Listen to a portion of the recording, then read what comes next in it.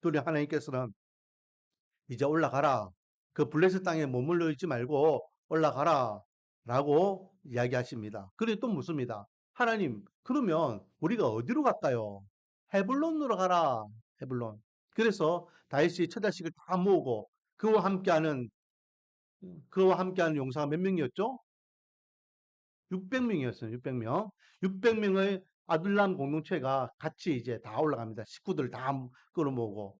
그래서 헤블론에 이제 성읍들이 있는데에 그게 각각 흩어져서 이제 같이 옹기종이 살게 되고, 다윗이 유다 땅에 왔다라는 소식을 들은 유다 장로들이 다윗을 찾아와요. 이제 우리나라의 왕 사울이 죽고 없으니까 당신이 하나님께서 이미 점찍어 놓은 이스라엘의 왕 아닙니까? 우리가 당신을 왕으로 섬기겠습니다. 라고 하며 다시 한번 다윗에게 왕의 기름을 부으면서 이스라엘의 왕, 그러나 유다 지파만 우선은 다스릴 수 있는 왕, 헤블론에서의 왕으로서 다윗이 이제 즉위하게 되죠. 다윗은요, 총 40년 동안 왕위에 있습니다. 40년. 사울도 40년, 다윗도 40년, 솔로몬도 40년. 이렇게 각각 40년씩 통일 왕국 시대 때에 왕으로서 이 세 왕은 120년 동안 그렇게 나라를 다스리게 되는데요. 그런데 다윗은 헤블론에서 7년 6개월을 왕을 합니다. 7년 6개월. 그리고 나머지 약 33년 동안을 이제 전체적인 왕으로서 또 다스리게 되는 것을 보게 되죠. 오늘은 그렇게 왕이 되었는데 이제 이스라엘의 유다 땅에서의 왕으로서 이렇게 있을 때에 북쪽은 어떤 일이 일어났냐? 북쪽은 사울의 군대 장관이었던 넬이라는 이 넬의 아들 아브넬이라는 이 친구가 사울의 아들을 한 명을 왕으로 세우게 됩니다. 그의 이름이 이스보셋이라는 이름이에요. 그런데 사울의 혈통이니까 왕족으로서 사울의 아들이 왕이 됐으니까 나머지 이스라엘 족속들은요 사울을 그렇게 인정합니다. 따라갑니다. 근데 재밌는 것은요 그러는 가운데에 어떤 일이 있냐? 이제 유다 왕이 이제 다윗이 됐잖아요. 그러니까 신하들이 그동안 이스라엘에 있었던 이야기들을 쭉 이제 다윗 왕에게 보고식으로 이렇게 이야기를 해줘요. 그러는 가운데 한 에피소드를 이야기해요. 그게 뭐냐? 사울 왕을 이렇게 그 장례를 치러준 길랏 야베스 주민들에 대한 이야기를 들려주는 겁니다. 블레셋이 사울을 잡았을 때 어떻게 했습니까? 목을 치잖아요. 그렇죠? 목을 치고 그의 아들들의 목도 치고 그래서 이렇게 시신은 성벽에 걸고 목은 어디에 가져갔습니까? 다곤시장에 가져갔어요. 다곤시장에. 얼마나 비참해요. 그렇게 한 나라의 왕이었던 사울이 대롱대롱 달려 있으니까 아무도 블레셋을 겁먹어 가지고 거기에 사울 왕을 이렇게 장례를 치르려고 하는 마음도 없이 그렇게 있는데 길르앗 사람들은요 40년 전 자기들이 은혜 받은 것을 잊지 않고 사울을 이렇게 밤에 찾아가서 시신을 거두어 가지고 정식적으로 7일 동안 장례를 베풀어 주었죠. 기억나시죠? 그 이야기를 이제 다윗에게 해주는 거예요. 길라 야베스 사람들이 사울을 잘 이렇게 시신을 거두어서 장례를 쳐주었습니다. 그러니까 다윗이 얼마나 마음이 고맙겠습니까? 자기를 잡으러 온 왼수 같은 인간이지만 그러나 사적으로는 자기 장인 어른이고 또 공적으로는 한나라의 왕이었잖아요. 선왕이었어요. 그 왕을 향한 예우, 이 길라 사람들이 그렇게 잘해줬다는 이야기를 듣고 어떻게 합니까? 그들을 불러서 취하해 주죠. 너희들이 어, 살왕에게 행한 일을 내가 들었다. 그래서 너희들이 하나님의 은혜를 받기를 원한다. 그래서 마음껏 다 있어요. 주님의 이름으로 그들을 축복해 줘요. 축복해 줘. 자, 5절 6절 다윗이 길라 야베스 사람들에게 전령을 보내 그들에게 이르되 너희가 너희 주 사울에게 이처럼 은혜를 베풀어 그를 장사하였으니 여호와께 복을 받을지어다. 너희가 일을 하였으니 이제 여호와께서 은혜와 진리로 너에게 베풀기를 원하고 나도 이 선한 일을 너에게 갚으리니 이제 너희는 손을 강하게 하고 담대할지어다. 너희 주 사울이 죽었고 또 유다 족속이 내게 기름을 부어 그들을 왕으로 삼았음이니라 라고 하며 두 가지를 이야기하죠. 사울 왕에게 한 것을 잘했다 칭찬해 주면서 또 한 가지 이제 사울 왕 시대가 끝났다. 내가 유다 왕이 되었고 이제 후대 이스라엘 왕이 될 거니까 우리 잘해보자. 힘 모아서 잘해보자. 그 이야기한 거예요. 그런데 여러분 조금 전에 이야기했죠. 사울의 아들 이스보셋을 왕으로 세워가지고 이 아브넬이 이제 북쪽에 있는 왕들을 북쪽에 있는 족속들을 모아가지고 한 세를 이렇게 가지게 됩니다. 자, 지도를 한번 볼까요?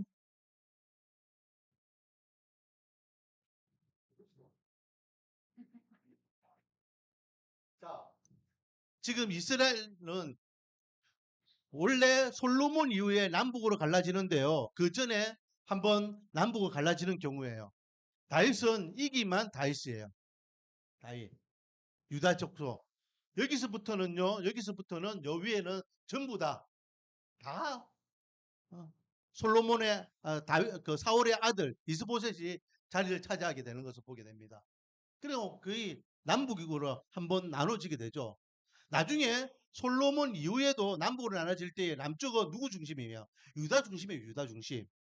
그리고 나머지 열 지파가 이렇게 북쪽이고 남쪽은 원래 베냐민이 있고 또 여기에 보면은 시몬이 있는데 시몬하고 베냐민은요 거의 흡수돼 가지고 유다 족속이 다 흡수되거든요. 워낙 그 족속이 닿기 때문에 그래서 일명 우리가 유태인 하잖아요. 유태인. 그게 이 유다의 영어 발음이에요. 음, 음. 그 1차 남북 전쟁 1차 남북으로 갈라지는 일이 지금 잠깐이지만 몇 년 동안 있었다? 약 2년 동안 있습니다. 2년. 왜? 이스보셋이 왕으로 있은 지 몇 년이었다? 2년이에요. 2년. 2년 동안 왕으로 있으면서 이제 남북 전쟁이 일어나게 되는 거예요. 근데 재밌는 것은 뭡니까? 길라 야베스 사람들이 어디 있습니까? 길라 야베스는 여기에요. 여기. 그리고 어 이스보셋이 왕이 된 곳이 어디 있냐? 그 주둔지는요, 이 마나미에 바로 밑에요. 왜? 사울을 이렇게 거두어서 제사 지냈던 사람들이 이 사람들이기 때문에 사울이 그 남아 있는 사람들이 이쪽 다 피신한 거예요 지금. 음. 그래서 요단강을 건너서 피신하고 있다가 이제 이 둘이가 전쟁을 하기 위해서 다윗이 강을 건너서 이게 와서 여기서 이제 전쟁을 하게 되는 겁니다. 아시겠죠? 자, 근데 문제는 뭐냐면은 이 길라 사람. 오늘 본문을 통해서 우리 주신 첫 번째 교훈은 뭐냐? 다윗이 뭐라 했습니까? 이제 사울 시대는 끝났다. 하나님께서 나를 임명하셨고 내가 지금 유다의 왕이 되었다. 근데 우리 잘해보자. 분명히 손을 먼저 내밀렀어. 그쵸? 그런데 이 길라 사람들은요. 나중에 이스보셋이 전쟁을 하기 위해서 군사를 모을 때에 어느 편에 썼을까요? 다윗의 편에 썼을까요? 사울의 편에 썼을까요? 북쪽에 썼을까요? 남쪽에 썼을까요? 자, 보겠습니다. 8절부터 볼게요. 8절부터 사울의 군사령관 넬의 아들 아브넬이 군사령관입니다. 어, 이미 사울의 아들 이스보셋을 데리고 마하나임으로 건너가 길르앗과 아술과 이스라엘과 에브라임과 베냐민과 온 이스라엘의 왕으로 삼았더라. 정말 이거죠, 이거. 여기 있죠. 이스라엘 이게 사마리아 지역의 수도가 이스라엘이라고 생각하면 돼요. 나중에 이제 사마리아를 옮기게 돼서 사마리아라고 이야기해요. 이스라엘, 길르앗, 베냐민, 에브라임 이 전체의 왕이 됐다는 거예요. 거기에 길르앗이 들어가더라, 안 들어가더라? 들어가는 거예요. 그러니까 다윗이 너희들 우리 잘 숨겨 우리 함께 잘해보자라고 했는데 길르앗은 이미 어느 편에 썼더라? 북쪽에 썼더라. 북쪽에 썼더라. 왜? 사울과의 그 관계가 있었기 때문에. 그래서 전쟁하러 올 때도 어? 유다 중심으로 이렇게 한 지파와 나머지 지파들이 이렇게 붙게 되는 것을 보게 되죠. 자, 여기서 우리에게 주시는 첫 번째 교훈은요, 뭡니까? 이 길라 사람들에 대한 이 말씀을 가지고 우리에게 주시는 교훈은 뭘까요? 시대적인 흐름을 분별력을 가지라는 거예요. 시대적인 흐름의 분별력을. 인간적으로는 이 길라 야베스 사람들이 사울에게 빚진 마음이 있어요. 그쵸? 40년 전에, 40년 전에 자기들이, 나스가 쳐들어와가지고 자기들이 정말로 위기일 때에 사울 왕이, 어, 그때 사울은 왕이 아니라 왕으로, 내정자예요, 내정자. 어, 이스라엘 사람들을 데리고 와가지고 자기들을, 이렇게 지켜주고 구원해준 거 너무 감사해. 그래서 어떻게 했어요? 사울 왕이 죽었을 때 자기들이 거기에 대해서 은혜를 갚기 위해 극진하게 예우를 해가지고 제사를 지내줬잖아요. 이것은 사적으로 감사할 일이고 공적인 흐름은 뭡니까? 하나님께서 사울을 버리셨잖아요. 그리고 하나님께서는 사울의 가문 또한 막으셨습니다. 그렇기 때문에 사울은요 더 이상 이스라엘 왕으로서의 역할이 없어요. 하나님께서 막으셨기 때문에. 하나님은 누구를 통하여 하나님 나라를 세워나가기를 원하십니까? 다윗을 통하여 하나님 나라를 세우기를 원하셔요. 그런데 이 길라 사람들은요 그 영적 분별력을 지금 잃지를 못하는 거예요. 사심에 의해서 하나님의 그 인도하신가 하나님의 대세를 바로 판단하지 못하고 어리석게도 누구 손에 편에 손을 내밀고 있습니까? 북쪽으로 사울 아들에게 손을 내밀고 지금 함께하고 있는 것을 보게 됩니다. 여러분, 우리는요 신앙생활 할 때에 영적 분별력이 있어야 돼요. 시대적인 흐름을 읽을 줄 아는 눈이 필요합니다. 사적으로 이 사람과 친한 거, 사적으로 내가 이런 거, 내가 사적으로 이런 거, 그런 것들도 우리가 중요하게 생각해야 되지만 우리는 그래도 영적인 사람이에요. 영적인 사람. 영적인 사람이기 때문에 영적으로 지금 시대가 어떻게 흘러가고 있는지 영적으로 하나님께서 원하시는 방이 어떤지를 분별력을 가지고 판단할 줄 알고 내가 지금 어디에 서야 되는지 북쪽에 서야 되는지 남쪽에 서야 되는지 사울의 가문에 손을 잡아야 되는지 다윗과 손을 잡아야 되는지 거기에 대한 판단력을 바로 가져야 된다라는 겁니다. 지금 길라 사람들은 거기에 대한 영적 분별력을 잃어버렸어요. 하나님은 지금 누구의 손을 잡고 있는지를 그들은 바로 보지 못하는 영적으로 그들은 맹인이었다라는 거죠. 그러므로 우리 말씀 언어교회 성도님들은요, 우리는 영적인 하나님의 사람이다라는 것을 인지하면서 우리가 육적인 것도 중요하게 생각해야 되지만 영적으로 깨어 있어야 됩니다. 영적으로. 요즘 신학자들이 이야기하는 안타까운 이야기들 중에 한 가지가 뭐냐면 오늘날 우리 한국 교회가 오늘날 한국 교회가 막 이렇게 이야기하면서 영성이 약해졌다는 거예요. 영성이 약해졌다는 거예요. 그래서 자꾸만 세속적인 것만 쫓아가고 있다. 세속적인. 그래서 영적인 부분에서 말씀도 약해지고 기도도 약해지고 찬양은 거기 비해서는 뜨거워졌죠. 찬양은 악기나 이런 것들이, 음량이나 이런 것들이 발달했기 때문에. 그런데, 어, 그 외에는 말씀이나 기도나, 요즘 부흥상행 이런 것도 안 하잖아요. 제가 어릴 때는 부흥상행이 됐습니다. 부흥상행 같은 경우도 며칠 동안 했는데도 요즘은 그런 것도 안 해요. 왜? 사람들이 하루 종일 일하고 와가지고 밤에, 저녁에 모여가지고 집회를 10시, 11시까지 하는 거, 그거 힘들어한다. 힘들어한다. 그럼 안 해요. 부흥회도 안 와요. 심지어는요, 부흥회 하는 어느 교회는요, 제가 어릴 적에는 강사님 모시면은 일주일, 3일, 4일 이렇게 할 때에 새벽 기도회도 하시고, 오전 예배도 하시고, 또 점심 먹고 난 다음에 오후에도 하시고, 또 저녁에도 하고, 그랬거든요. 하루 종일 했어요. 근데 요즘은, 새벽 기도는 당연히 하는 거니까, 새벽에 하고, 오전 오후 예배는 안 해요. 저녁에 하고. 왜? 성도들이 힘들어한다. 말씀에 대한 어떤 영적인 충전을 받을 수 있는 기회인데에 자꾸만 인간적으로요 육적인 것에 치우쳐가지고 영적인 재충전을 할 수 있는 기회를 놓치고 있다요. 제가 이야기했지만은 어린이부나 청소년부 같은 경우 수련이나 성경학교 같은 경우에도 예전처럼 그렇게 막 말씀 중심만 안 하잖아요. 레크레이션, 활동, 또 물놀이, 뭐 파티 게임, 1분 1초가 아까운데 말씀 교육하기가 막 그런 걸로 시간을 보내고 이제는 203일 하는 데도 없어요. 1박 2일. 뭐 어느 교회는 뭐 하루 뭐 이렇게 해요. 영성이 점점 식어지고 영성이.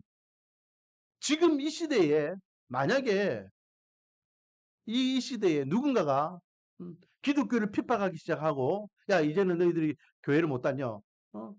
이제는 신앙을 이제는 고백할 수 없어. 라고 한다면은 살아남은 사람이 과연 얼마나 있을까?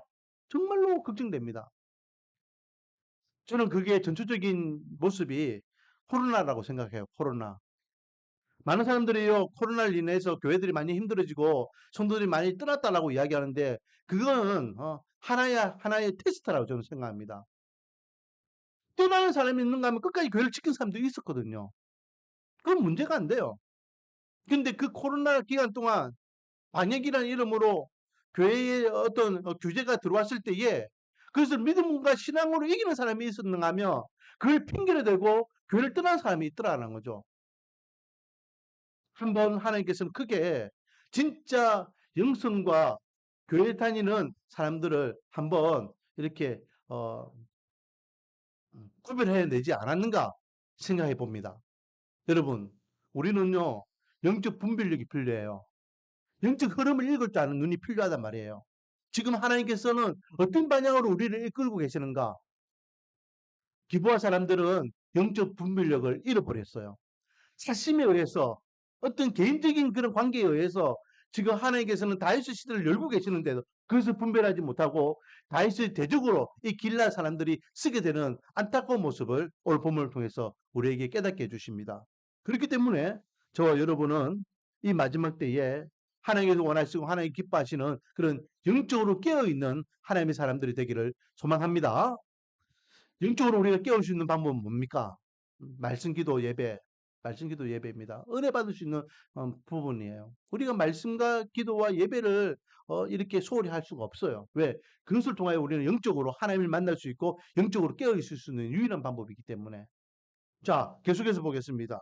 이렇게 해서 이 북쪽과 남쪽 사울 가문과 다윗의 가문이 서로 이제 싸우게 돼요. 싸우게 되는데 하나님께서는 누구 편에 섰습니까? 다윗의 편에 섰죠. 그러니까 누가 이기겠습니까? 사울이 이기겠습니까? 다윗이 이기겠습니까? 다윗, 당연히 다윗이 이기죠. 왜? 사울은요, 지는 해요. 아니, 이미 졌어요. 지고 이제는 깜깜한 밤인데, 예. 이제 한참 떠오르는 태양과 같은 다윗을 어떻게 이기겠습니까? 음, 게임이 안 되죠.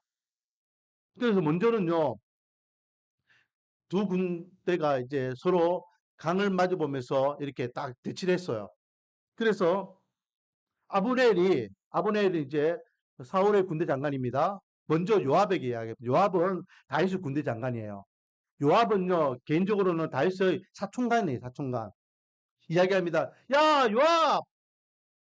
우리, 이 젊은이들이 그냥 다 퍼보는 거, 이건 너무 손해 크다. 그러니까, 대표자끼리만 한번 이렇게, 붙자. 그렇게 해서 요압이, 그거 좋은 방법이다. 대표자끼리만 붙자. 그래서 북쪽에 12명, 남쪽에 6명, 사울 쪽에 12명, 다윗 쪽에 12명이 나와서 싸워요. 싸워가지고 치고받고 싸우는 데에 누가 이깁니까? 다윗이 이겼을까요? 사울이 이겼을까요? 당연히 다윗이 이기겠죠.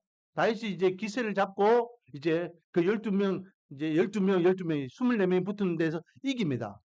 그리고 그 기세를 가지고 이제 사울 진영으로 치고 들어가죠. 이미 기세가 꺾인 사울의 진영이 이제 도망가게 됩니다. 막 도망가는데요. 어떤 에피소드가 있냐? 어, 요압에게는요, 동생이 두 명이 있어요. 요압에게는. 한 명은 아비셀이고 한 명은 아사헬입니다. 근데 이 셋째가 발이 빨라가지고 오늘 본문에 보면 얼마나 빠르냐? 들노루처럼 빨랐다 했어요. 들노루처럼. 그러니까 다리가 엄청 빨라요. 그리고 이 아사헬이 한 사람만 딱 나는 한 명만 어 쫓친다 그런 게 있잖아요. 한 명만 딱 노리고 쫓아가는 거예요. 그 사람이 누구냐? 바로 아브넬이에요. 아브넬. 이 아브넬이 북쪽에 군대 장관이니까 뭐 이스보셋이 있었지만은 왕이지만은 이 사실 실질적인 영향력은 이 아브넬이었기 때문에 아브넬만 잡으면 된다 생각하고 아브넬을 쫓아가는 거예요. 그러니까 아브넬이 쳐다보니까 한 놈이 쭉쭉 자기만 쫓아오거든요. 야, 이스라엘 니냐? 네 아살 맞다. 나 이제 쫓아오지 말고 네 옆에나 오른쪽이나 왼쪽에 있는 아무 청년이나 좀 잡아라. 나를 잡으러 오냐? 안 듣는 거예요. 쓸데없는 소리 하지 마라. 난 너만 잡으러 갔다.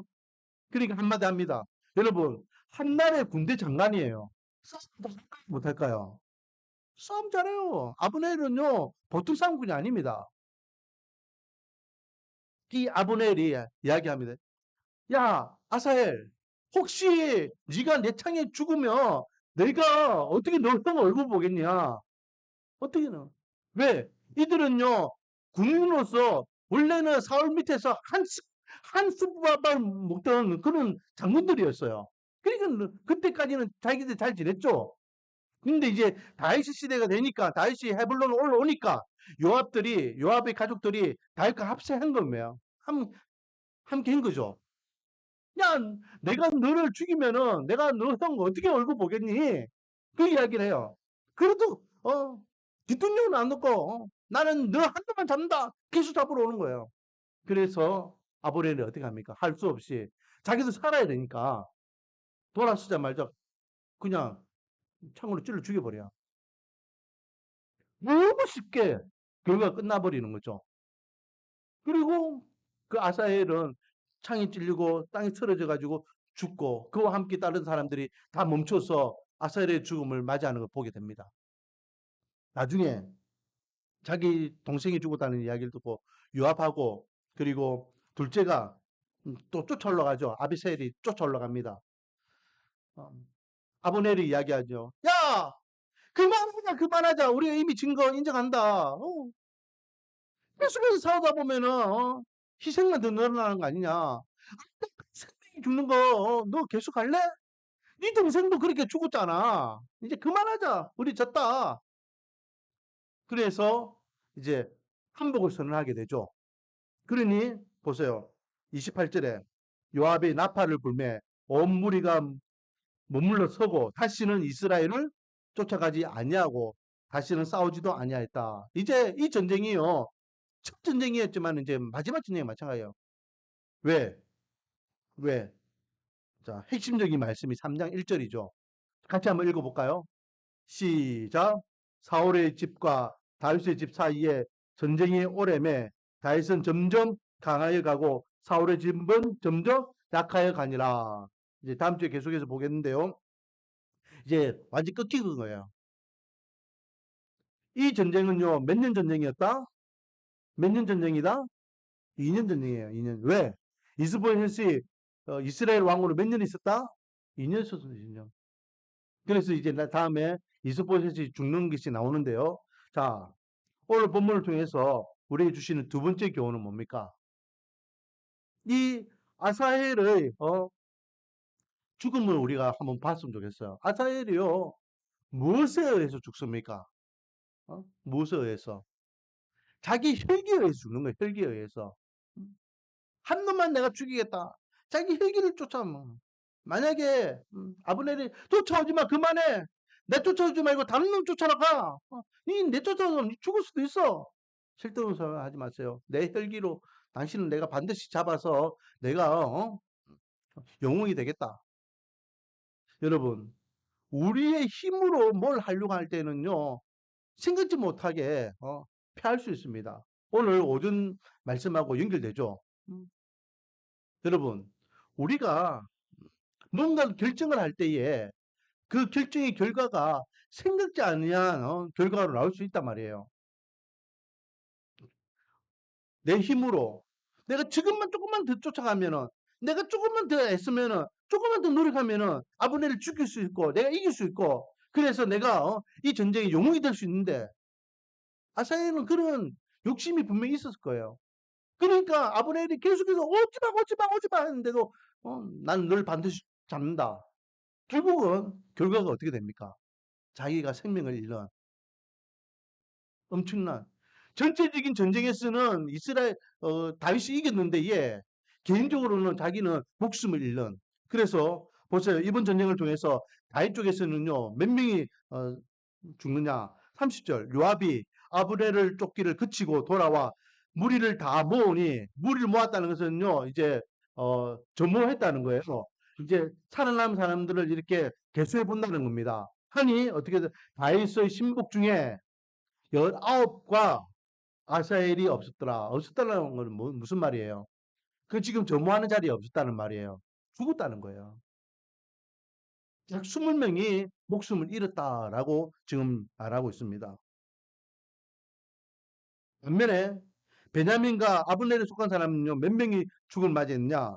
31절에 약 360명이 죽었더라. 360명. 거의 10배 가까운 숫자가 더 죽죠. 10배 이상이 죽는 것을 보게 됩니다. 자, 혈기로 뭘 하려고 하면 안 돼요. 내 노력, 내 혈기, 내 방법 조금 더 그러다가 생각지 못한 그런 변수를 당할 수 있다라는 겁니다. 우리는 할 때와 하지 말아야 될 때, 쫓아갈 때와 쫓아가지 말아야 할 때, 그것의 분별력을 가져야 됩니다. 그래서 전도서에서는 뭐라 합니까? 일어날 때가 있고 앉을 때가 있고 돌을 던질 때가 있고 돌을 거둘 때가 있고 죽을 때가 있고 살 때가 있고 할 때가 있고 안 할 때가 있고 웃을 때가 있고 울 때가 있고 있다고 이야기했어요. 조금만 더 하면은 조금만 내 노력으로 내 힘으로 내 의지로 내 방법으로 그러다가 망할 수 있다. 그러므로 우리는 그때를 바로 알고 내 혈기를 이렇게 잘못 부리지 않기를 원합니다. 그때를 분별력을 가질 수 있는 그 신호를 그때가 언제인지를 분별력을 가지기 위해서는 또한 우리는 하나님께 귀를 기울여야 돼요. 하나님께. 만약에 요압의 형제들이 자기 동생이 죽었다 해가지고요, 나중에는 이 복수를 합니다. 나중에. 요압이요, 요압이 자기 동생 죽인 이 아브넬을요, 용서를 하지 않아요. 이게 나중에 다윗에게는 엄청나게 큰 아픔이 되어가지고 솔로몬에게 이야기합니다. 저 요압을 죽이라. 요압을 나중에 네가 왕이 되면 요압을 죽이라고 살부명을 그 솔로몬에게 남겨요. 유언으로 자기 아들에게 자기의 사촌이면서 자기 군대 장관 요압을 죽이라고 해요. 왜냐? 이 요압이 나중에 아브넬을 죽이거든요. 근데 지금은 멈춰요. 내 동생을 죽인 저 원수 내가 반드시 쫓아가가지고 저놈을 죽이겠다. 이 아비새하고 요압이요 그 발걸음을 멈추지 않고 갔더라면 어떤 일이 일어났을지는 몰라요. 근데 지금 요압과 둘째 아비새는요 멈출 때를 알고 멈춰버렸어요. 동생보다 이 요압이 더 싸움은 잘하잖아요. 나중에 다윗의 군대 장관이 된다니까요. 그럼에도 불구하고 그는 혈기를 함부로 부리지 않습니다. 할 때와 할지 않을 때, 쫓을 때와 쫓지 않을 때, 싸울 때와 싸우지 않을 때, 복수할 때와 복수하지 않을 때를 이 요압은 알았다라는 거죠. 그러므로 우리는 이 아사엘의 죽음을 통해서 혈기를 함부로 부리지 말자. 내 힘, 내 능력, 내 의지, 내 방법을 이렇게 의지하다가는 낭패를 당할 수 있다. 하나님께서 신호하시는 그 신호를 우리가 분별력 가지고 하나님의 때를 가지고 우리가 그 신호에 맞춰서 할 때와 하지 않을 때, 갈 때와 가지 않을 때 그것을 바로 이렇게 행할 수 있는 저와 여러분이 되기를 원합니다. 오늘은 이스라엘의 1차 남북 전쟁이죠. 1차. 왜냐하면 나중에 솔로몬 이후에는 남북이 갈라지고 난다면 그 외에는 수도 없이 전쟁하거든요. 음, 비공식적으로 남북이 갈라진 모습을 우리가 봤습니다. 오늘 본문을 통해서 우리는 하나님께서 우리에게 주신 은혜를 기억하기를 원합니다. 길라 사람들은 대세를 못했다. 그래서 다윗의 대적에 편에 서서 하나님의 대적자가 되었다. 두 번째는 아사엘의 죽음을 통해서 혈기를 우리가 부리지 말자. 우리가 정말로 내 의지, 내 노력으로 무언가 하려고 하지 말고 하나님의 신호, 하나님의 때를 기다리며 분별력을 가질 수 있기를 원한다.